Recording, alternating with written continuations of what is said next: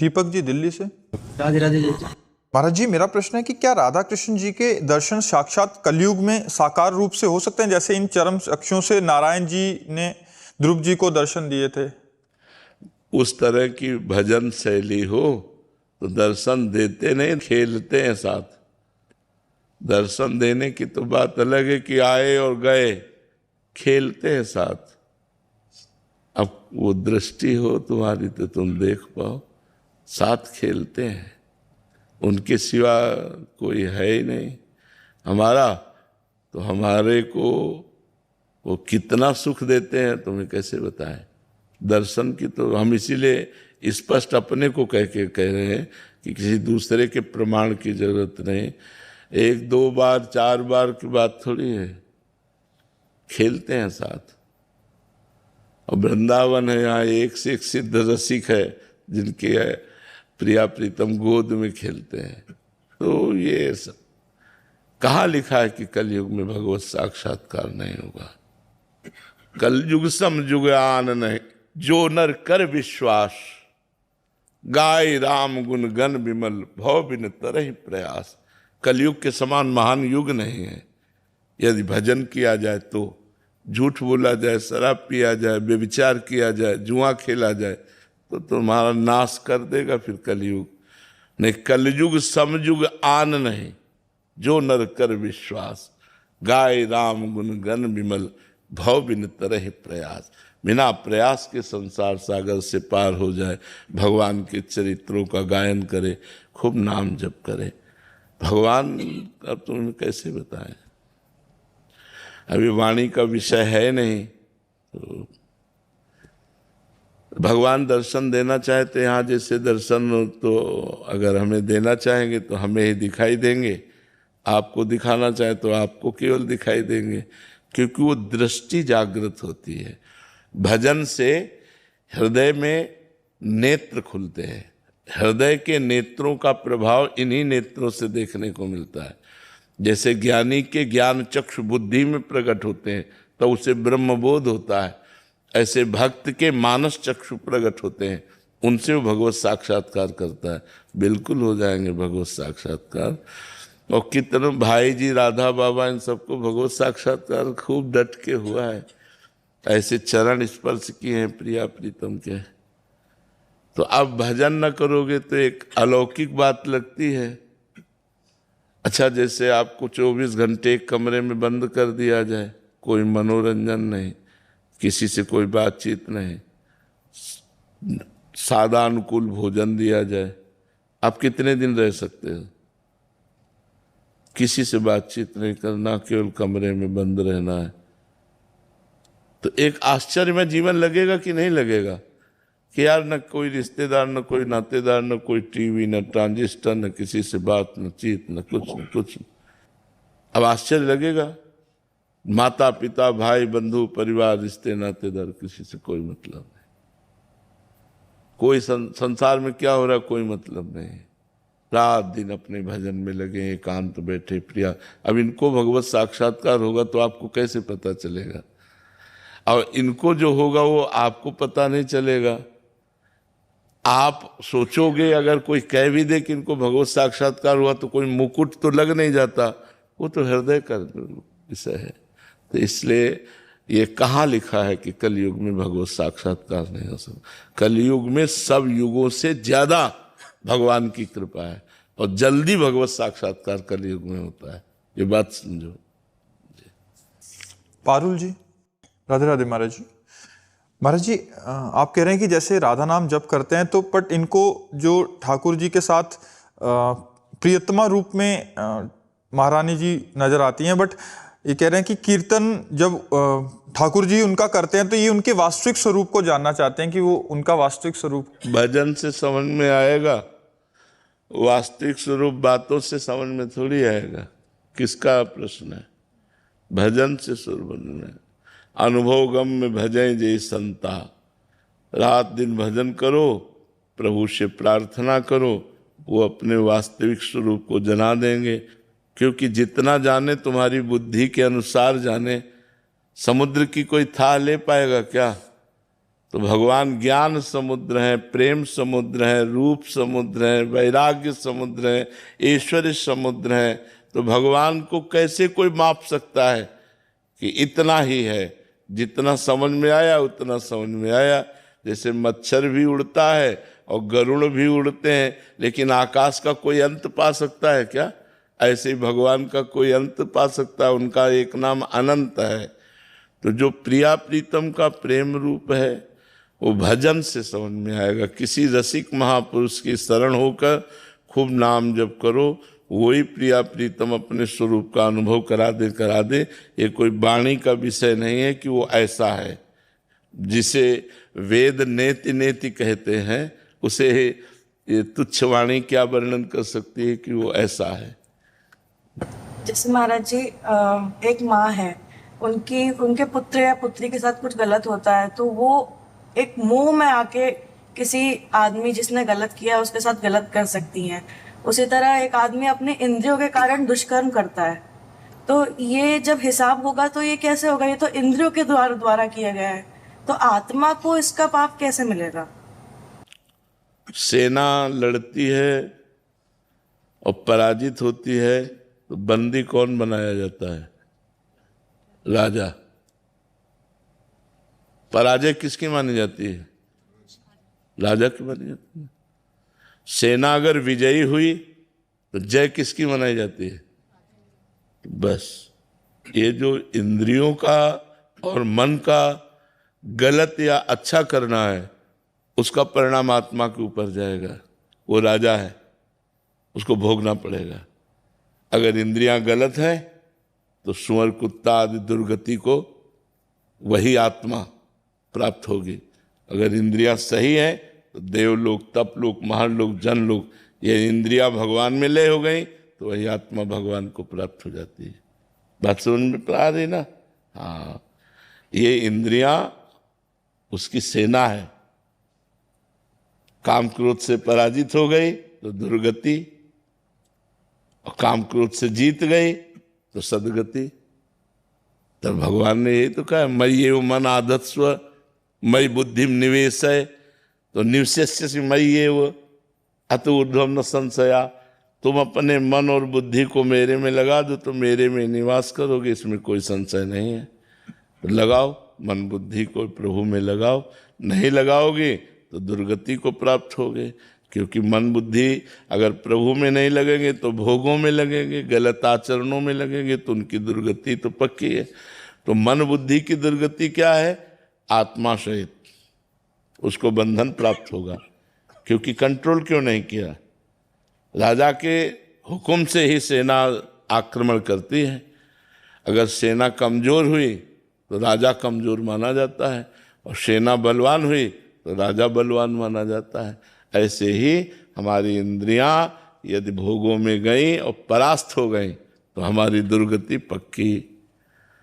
ऐसा देखो, यहाँ भी देखो, मान लो इंद्री से कोई पाप बन गया तो पिटाई किसकी होती है? पूरे शरीर की होती है, और सजा आत्मा सहित पूरे शरीर को 20 साल की कैद। उसी इंद्री को कष्ट दिया जाता है जिस इंद्री ने पाप किया है, लेकिन नहीं, पूरे शरीर को कष्ट दिया जाता है। पूरे तीनों शरीरों पर उसका प्रभाव पड़ता है। उसको जेल होती है, आत्मा को क्लेश होता है, नहीं होता है? तो इसलिए हमको अपनी इंद्रियों को बचा के रखना है। कलिकाल है, बहुत हाहाकार बचा हुआ है गंदगी का, गंदी वायु चल रही कलिकाल में।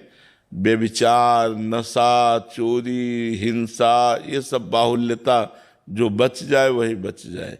कितना गंदा स्वभाव होता चला जा रहा है हमारे समाज का। एक भाई भाई के प्रति प्यार नहीं है। मतलब आश्चर्य की बात है, हमें तो भाई शब्द से ही लगता है कि ये प्यार हो जाना। हमारा भाई है तो हमें कितना प्यार होना चाहिए, हमारी माँ है हमें कितना प्यार होना चाहिए, हमारा पिता है कितना प्यार होना चाहिए। ये सब संबंधों में एक छल कपट आ गया, एक बहुत दूरियां हो गई, इतना स्वार्थ बढ़ गया। ये कलिकाल मतलब बड़ा विचित्र है। पति पत्नी कितना प्यारा संबंध है, क्या हो रहा है सब? देखो कलिकाल की हवा कैसी चल रही, कितना गंदा होते जा रहे हैं, हर संबंध गंदे होते चले जा रहे हैं। तो हमारी इंद्रियां गंदी होती जा रही है, हमारी दुर्गति का कारण बनता चला जा रहा है। ये तो कहो भगवान की बड़ी कृपा है कि आप लोग कृपा करके साधु समाज में आए हैं, सत्संग सुन रहे हैं, अपने जीवन को संभालना चाहते हैं। ये तो कौन सब मौज मस्ती संसार की ऐसी हवा चली हुई है कि पूछो मत। कोई बिरला ऐसा होगा जो धर्म से चलना चाहे, नहीं सब मनमानी चलना चाहते हैं, नहीं चलना चाहते। जो मनावे सो खाओ, जो मनावे सो पियो, जो मनावे सो करो, तो इससे तो दुर्गति हो जाएगी। धर्म से चलोगे, धर्म से खाओगे पियोगे, धर्म से कमाओगे तो तुम्हारा मंगल हो जाएगा। द्रोण जी गुजरात से। जय हरिवंश महाराज। जी राधे राधे महाराज जी। महाराज जी, काशी में भोले बाबा का साक्षात्कार को ही भगवत प्राप्ति माना जाएगा, जैसे आप? हाँ बिल्कुल, पूर्ण है। हाँ पूर्ण है। भगवान शिव, भगवान श्री हरि, भगवान ब्रह्मा जी, ये सब भगवत स्वरूप है, सब भगवत स्वरूप है। पर जब प्रेम की बात आती है तो देखो भगवान शंकर भगवान श्री कृष्ण के चरणामृत को अपने माथे पे धारण किए हुए हैं। गांगम वारि मनोहारि मुरारि चरणच्युतम त्रिपुरारि शिरश्चारि पापापहारि पातु माम। मुरारी चरणच्युतम, मुरारी के चरणारविंद से जो गिरा हुआ चरणामृत है वही गांगम वारी मनोहारी। मनोहर गंगा जी भगवान शिव की जटा में विराजमान। जब भागीरथ जी ने तपस्या की गंगा जी को प्रसन्न करके भूतल पे लाने के लिए ब्रह्मा जी को रिझा लिया, तो गंगा जी ने कहा मुझे भूतल पर रोकेगा कौन, क्योंकि मैं ब्रह्मलोक से जाऊंगी तो सीधे रसातल पहुंच जाऊंगी। तब भगवान शंकर से आराधना की कि आप रोक सकते हो।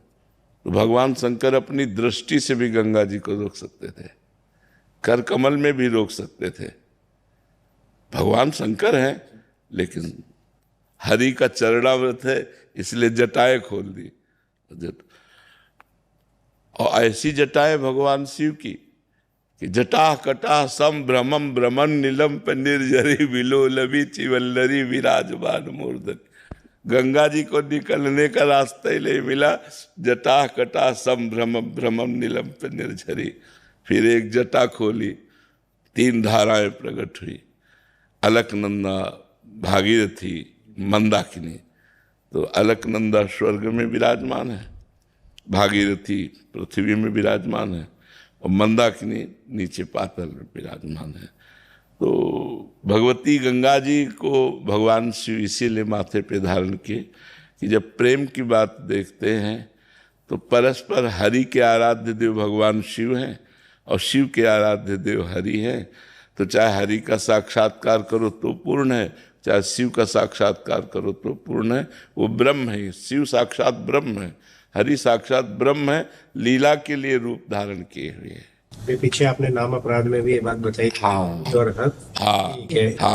हाँ बिल्कुल नहीं, इनमें भेद नहीं, हरि और शिव में भेद नहीं करना। भेद करने से नामापराध लगता है। और खास बात आपको बता दें कि भगवान की भक्ति विशुद्ध, जिसे भक्ति कहते हैं, वो तभी प्राप्त होती है जब शिव आराधना होती है। अयोध्या वासियों को भगवान श्री राम ने एकत्रित करके बैठाला और कहा औरो एक गुपुत मत सबई कहां कर जोरी, शंकर भजन बिना नर भगत न पावे मोरी। स्पष्ट वर्णन किया कि औरो एक गुपुत मत सबई कहां कर जोरी। अयोध्यानाथ है, लेकिन कैसे दैन्यता से कह रहे कि मैं हृदय की गुप्त बात कहता हूं, शंकर भजन बिना नर भगत न पावे मोर। बिना भगवान शिव की आराधना के हरि की भक्ति प्राप्त नहीं की जा सकती। शिव द्रोही मम दास कहावा, सो नर मोह सपने नहीं भावा।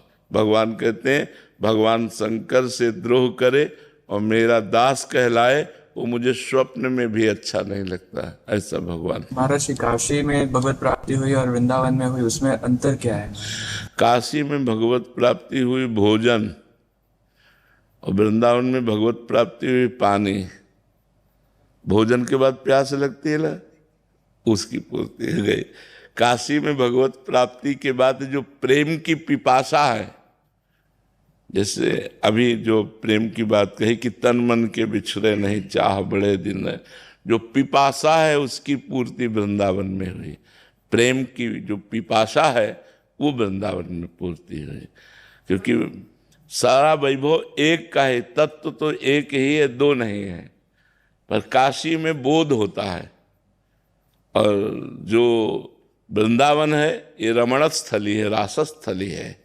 यहाँ उसका जैसे आत्माराम भगवान अपने आप में रमण करते हैं, ऐसे ही भगवान का जैसे शिव तत्व का बोध होने के बाद इस प्रेम तत्व का रसास्वादन वृंदावनेश्वरी श्री राधा किशोरी के चरणारविंद की प्रधानता रखते हुए तब होता है। तो इसलिए भगवान शिव जब कृपा किए तो भेज दिए वृंदावन का रसास्वादन कराने के लिए। जी आप कुछ कृपा करके यहाँ भेज दिया और यहाँ पूर्णता दे दी। महाराज जी, क्या उधर भी कोई ऐसा वो है कि उनके साकार रूप से ही साधना भक्ति में तल्लीन हुआ जाए, ऐसा मार्ग भी है? हाँ हाँ बिल्कुल, दोनों साकार निराकार दोनों रूप है, और उनमें भी अत्यंत आसक्ति करके प्रेममय जीवन व्यतीत किया जा सकता है। पर वो जहाँ उनसे कोई प्रेम करेगा तो फौरन वो भगवान श्री कृष्ण के चरणों में भेज देंगे। नरसिंह जी ने अनन्य प्रेम किया भगवान शिव से, तुरंत भेज दिया रास में। राधा बाबा ने अनन्य प्रेम किया भगवान से, तुरंत रास में भेज दिया। वो परम वैष्णवाचार्य भेज देते हैं तुरंत कृपा। चलो हमारा उन्हीं का तो विलास है, रास विलास उन्हीं का है, किसी और का नहीं है। वही श्री कृष्ण, वही शिव है, वही राधा है, वही जगदम्बा है, कोई और थोड़ी, वही है। तत्व तो एक है, विलास उन्हीं का है। तो जब उनसे प्रेम करो तो अपने प्रेम विलास में भेज देते हैं, और अगर मोक्ष प्राप्त करना चाहते हो तो उनका निराकार स्वरूप है, आत्मस्वरूप, आत्मा का बोध प्राप्त करके मुक्त हो जाए। महाराज जी, जो महापुरुष जन वहां से यहाँ ट्रांसफर हो जाते हैं, भक्ति में उनका चित्त लग जाता है, और जैसे आपने कहा कि उनकी कृपा से ही यहाँ हो जाते हैं, तो महाराज जी उनको अपूर्णता तो नहीं लगती कि वो उनकी कमी या उनकी याद या वही पूर्ण लग जाता है कि यही वही है, वही यही है? अब कोई समझ पावे कि न समझ पावे, भगवान शिव से कितना प्रेम है ये भगवान शिव ही जानते हैं, क्योंकि 20 वर्ष अनन्य आराधना भगवान शिव की रही। अब उन्होंने जैसे प्रिया प्रीतम के चरणों में भेज दिया, और अब क्यों कि अब जैसे कर्पूर गौरम करुणावतारम, वही करुणामयी गौरी किशोरी है। जो गौरांग गंगाधर है वही गौरांगी प्रिया जी है। भावना इसमें, अब जब भावना टिक गई तो अब हटा के पूर्व में ले जाने के लिए क्षमता नहीं रह गई। हमें बड़ा आश्चर्य है, जिनके लिए जी रहे थे, जिनसे सब कुछ प्राप्त हुआ, ये मन की क्या दशा हो गई कि वही ऐसे, ये मतलब गुप्त बात अंदर की है। हाँ ऐसा, हाँ तो ऐसा नहीं है कि उसमें अपूर्णता हो या ऐसा लगे कि हमने छोड़ दिया है, ऐसा नहीं है। अभी भी महाराज जी प्रेम महाराज जी वैसा ही रहता है, हर दूसरे दिन कहीं ना कहीं ज्योतिर्लिंग से प्रसाद। हाँ अब देखो उनका कृपा प्रसाद देखो, 12 ज्योतिर्लिंग में कहीं ना कहीं का, हाँ कहीं ना कहीं का प्रसाद उन्हीं का, तो उन्हीं का सारा प्रसाद है। पर अब जैसे हम तो ऐसे समझते हैं कि बिटिया का विवाह जैसे ससुराल में कर दिया जाए ना, और तेरे दिन अटैची लेके मैके में खड़ी रहे तो माता पिता क्या कहेंगे? नहीं, उनको बुरा लगेगा कि यार मतलब जब आओ तो पति के साथ आओ, और कभी कभी आओ नहीं अपनी पति की सेवा में रहो, तुम्हारे तेरे दिन अटैची लिए हमारे पास खड़ी रहोगे। तो ऐसे ही समझो भगवान शिव ने हमको राधा वल्लभ जी के चरणों में दे दिया, तो अब पूर्ण चित्त राधा वल्लभ जी, यही शिव जी की इच्छा है कि पूर्ण चित्त राधा वल्लभ जी के चरणों में दो, हमारा काम हो गया, आप आगे बढ़ो, ऐसा है।